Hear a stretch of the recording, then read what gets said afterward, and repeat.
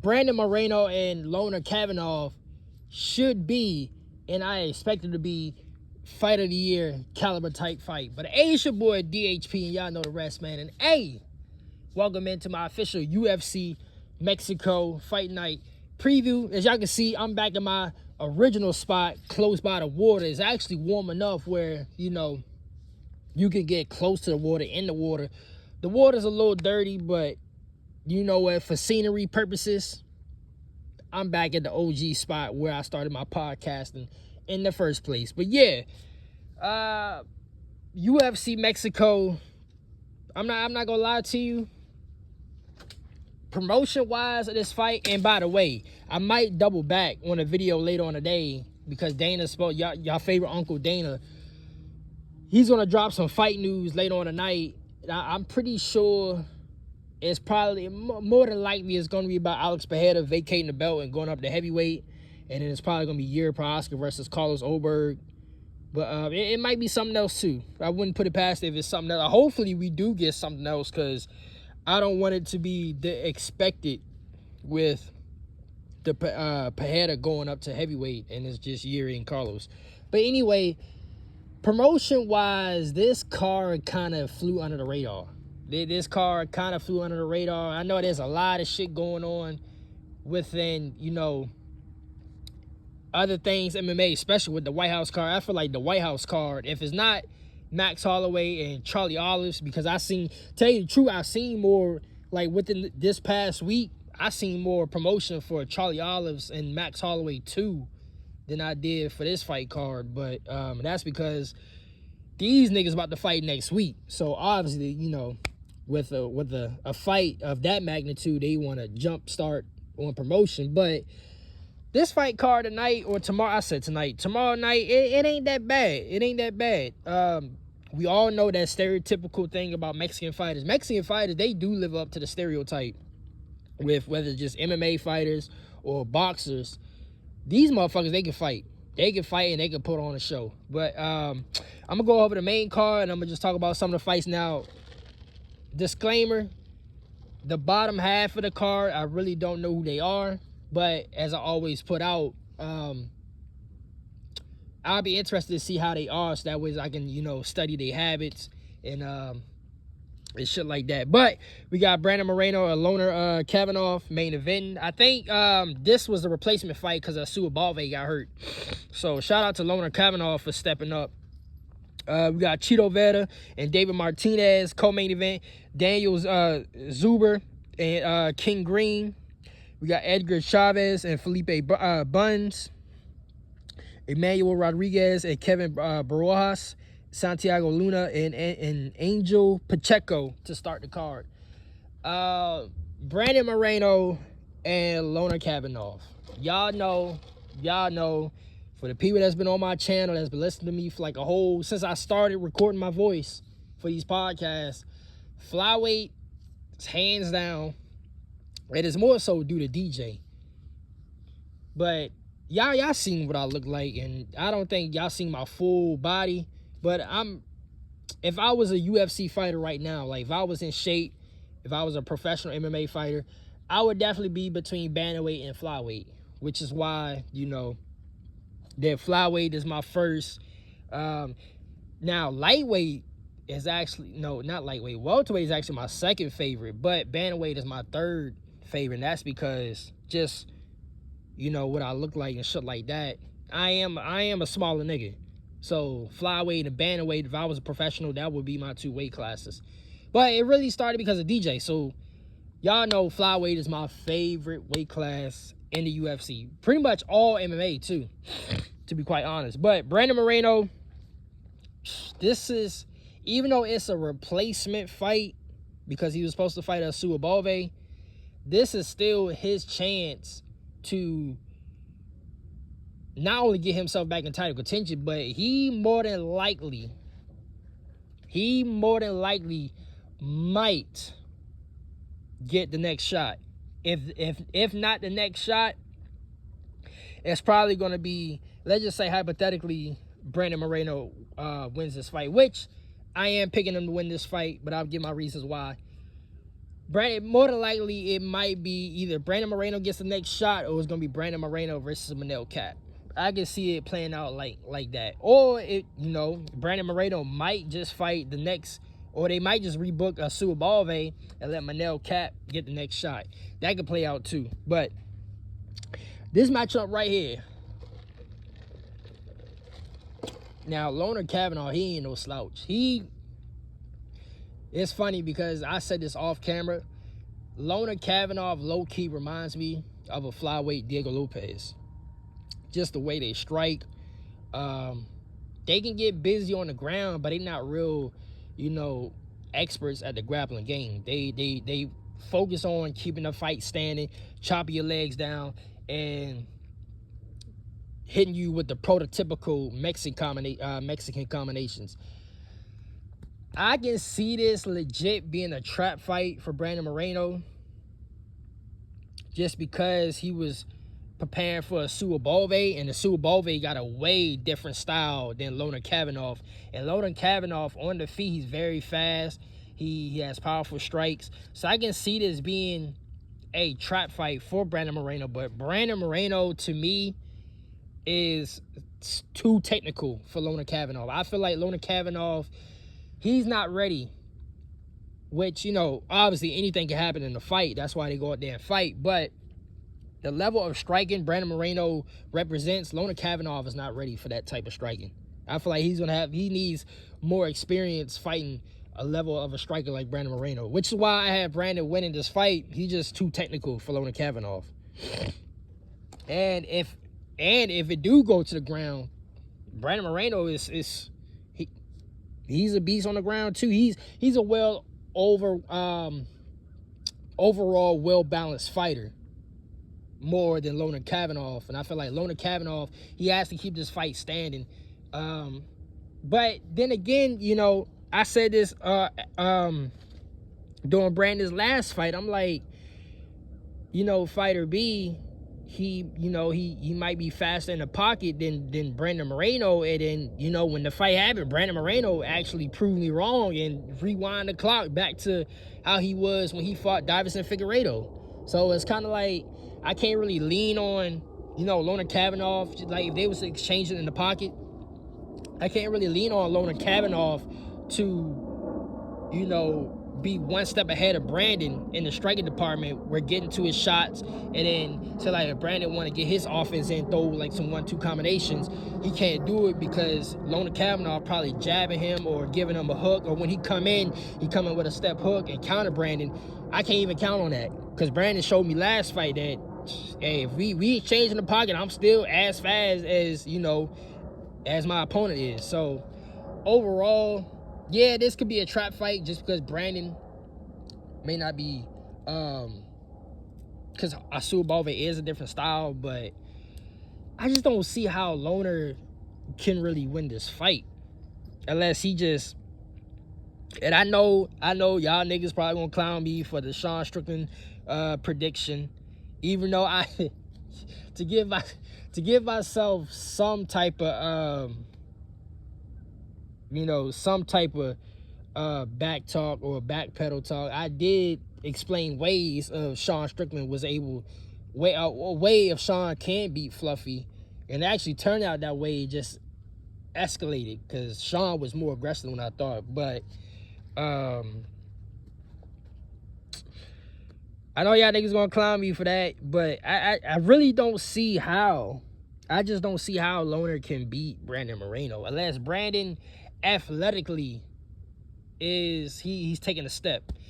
That's really the only way Loner could win this fight, if he's just a step above Brandon Moreno exchanging shots in the pocket, or if they fighting at a range, Loner is just able to get his shots off at a faster rate, and Brandon is just too slow on his feet and the hands. But anywhere this fight go, Brandon Moreno, he's gonna handle Loner.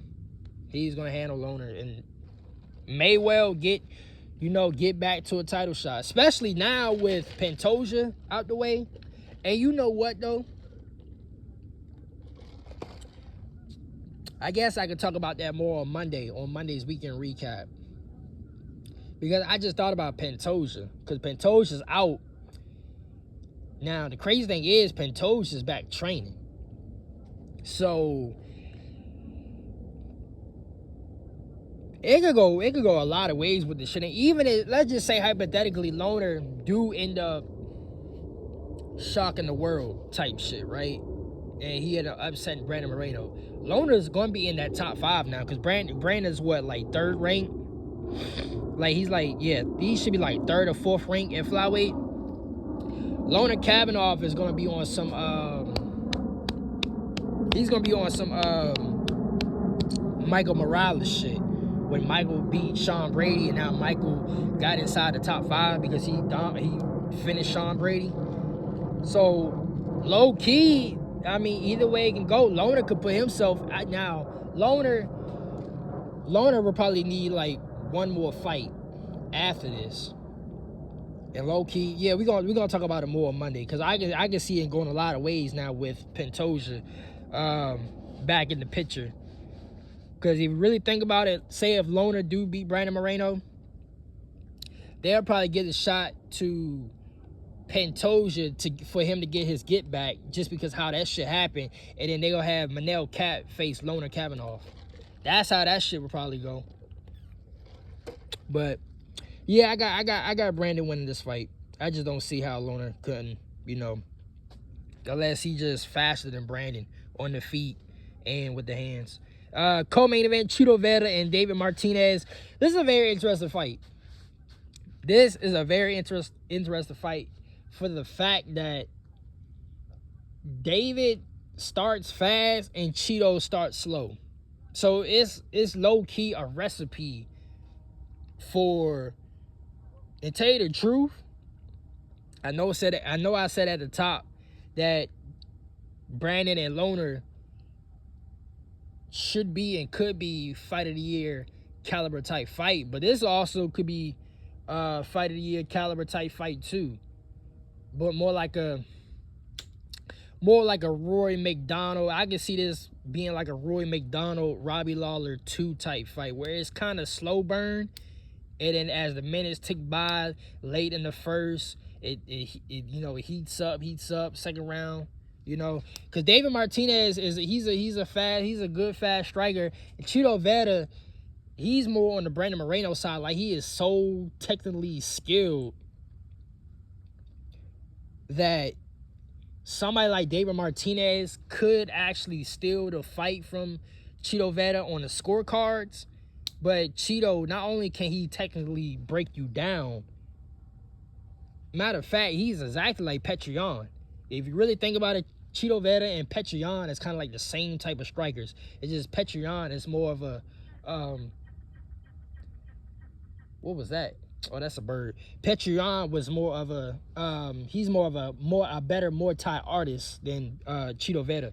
But Chito Vera is one of these fighters where, as what we say about Nate Diaz and Petrion, as the longer the fight goes, the better he goes. And with David Martinez, he not only can Chito technically break you down, but he can also put your lights out and hurt you. So this should be a burner of a fight, because I think David Martinez, he would actually bring the fight to Chito and force Chito to fight, and it could be a recipe for a good ass fight.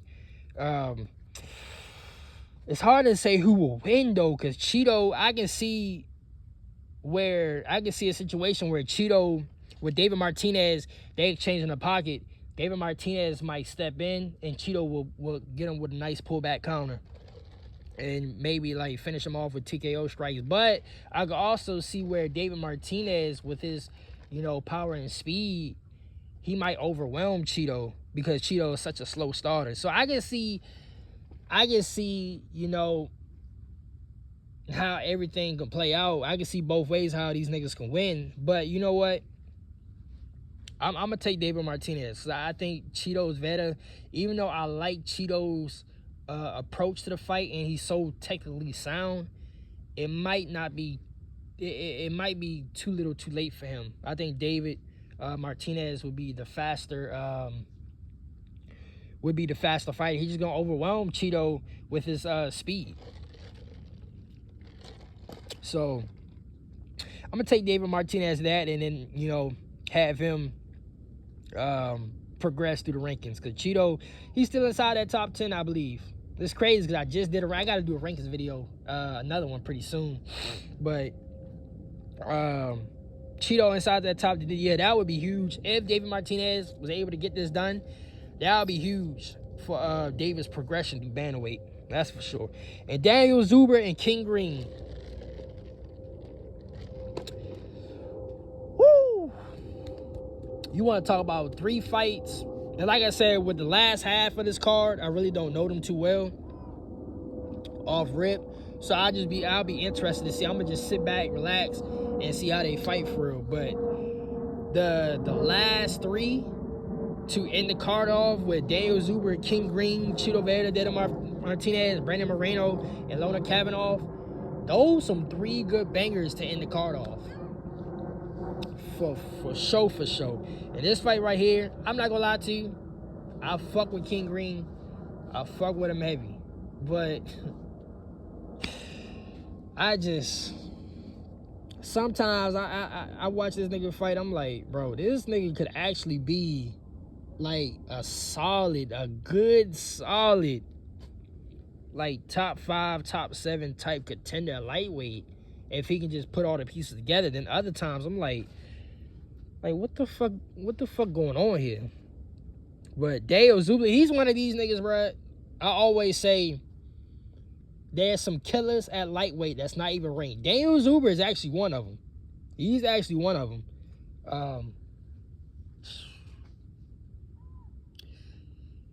I mean, if Daniel don't fall for King Green's bullying, I wouldn't say bully tactics, but King Green, I'm gonna just stop calling this nigga King Green. Nigga name is Bobby, bruh.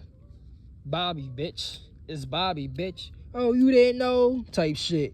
But Bobby Green, he gets a lot of niggas with the way he box. Like, he got that Nate Diaz type style, and niggas don't know what to do. Some niggas don't know how to adjust around it. If Daniel do not get fooled by the stance and the way Bobby box, Daniel should just, I wouldn't say steamroll Bobby Green, because this is a good fight too. It can go either way, but I expect Daniel to overwhelm Bobby Green too. So I'm gonna take, you know what? I'm gonna take Daniel Zuber second round. I'm gonna say second round knockout. I would not be surprised if Bobby Green actually wins this fight, because it is Bobby Green. But I'm taking Daniel Zuber. I'm taking him second round TKO. But yeah, that's about it. Like I said, with these other niggas on the card, really don't know them too well, so I'm interested in seeing them. Then you got my girl Aline Perez on the prelim card too, against Macy Chasson.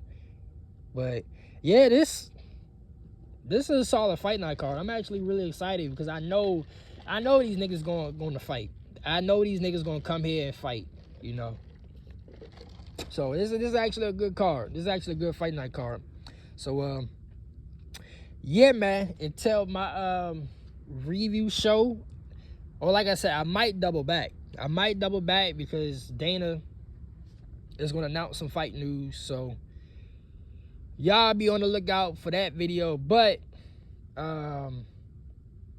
with that being said, whether it's the video tonight with y'all boy Uncle Dana or the review show Saturday evening, I'm gonna holler at y'all niggas later, man.